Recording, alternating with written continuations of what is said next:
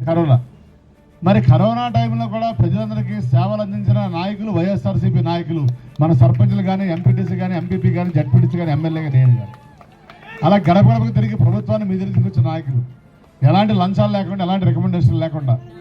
కాబట్టి మీ అందరికీ నా విజ్ఞప్తి ఏంటంటే, ఇవాళ ఓటు అడిగే హక్కు ఉందంటే మన వైఎస్ఆర్సీపీ పార్టీకే ఉంది, వైఎస్ఆర్సీపీ నాయకులకే ఉంది, జగన్మోహన్ రెడ్డి గారికే ఉందని ఈ సందర్భంగా మీ అందరికీ కూడా తెలియజేస్తున్నాను. మరి ఇవాళ తెలుగుదేశం వాళ్ళు కాదు ఓటు అడిగే హక్కే లేదు.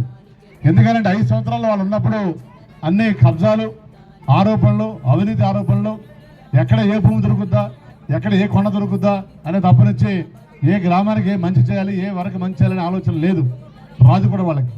కాబట్టి తప్పనిసరిగా రేపు మే 11వ తారీఖు జరగబోయే ఎలక్షన్స్లో ఎవరు ఎన్ని మాటలు చెప్పినా కూడా నమ్మకుండా మీ అందరూ కూడా, ముఖ్యంగా మా చెల్లెలందరూ కూడా, అమ్మ 2 ఓట్లు వస్తే ప్రతి వ్యక్తి కూడా, ఒకటి ఎమ్మెల్యేగా అవంతి శ్రీనివాసరావు ఫ్యాన్ గుర్తు నాకు, ఇంకోటి ఎంపీగా శ్రీమతి బొత్స ఝాన్సీ గారు ఫ్యాన్ గుర్తు, మన సత్యబాబు గారు బిజినెస్ ఆవిడ, ఉన్నత విద్యావంతురాలు, బీసీ మహిళ.